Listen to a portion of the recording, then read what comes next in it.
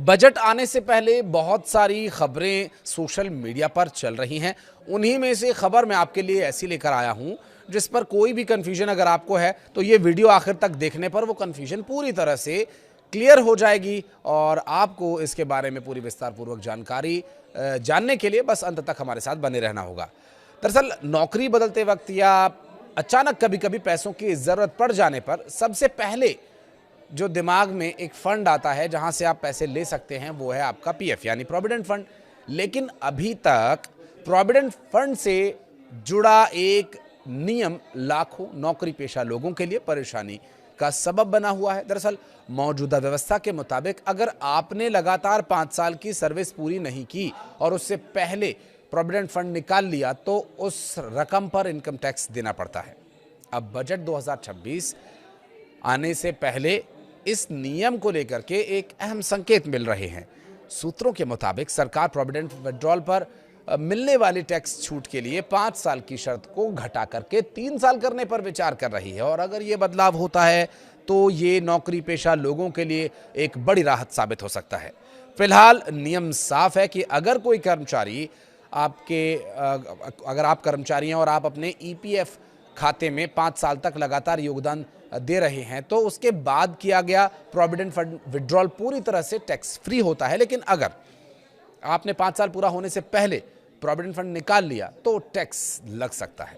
इसमें यह टैक्स शामिल होता है नियमों के मुताबिक कर्मचारी का योगदान और उस पर मिला हुआ ब्याज, नियोक्ता का योगदान। हालांकि कुछ खास परिस्थितियां जैसे कंपनी बंद हो जाना या स्वास्थ्य कारण या अनिवार्य बेरोजगारी में छूट मिल सकती है, लेकिन सामान्य मामलों में टैक्स देना पड़ता है।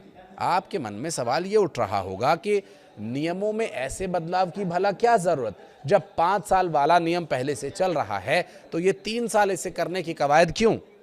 इस बदलाव की सबसे बड़ी वजह है बदलता हुआ जॉब मार्केट। आज का कर्मचारी पहले जैसा नहीं है। लोग 2-3 साल में नौकरी बदल देते हैं। स्टार्टअप्स, कॉन्ट्रैक्ट्स, जॉब्स बढ़ गई हैं।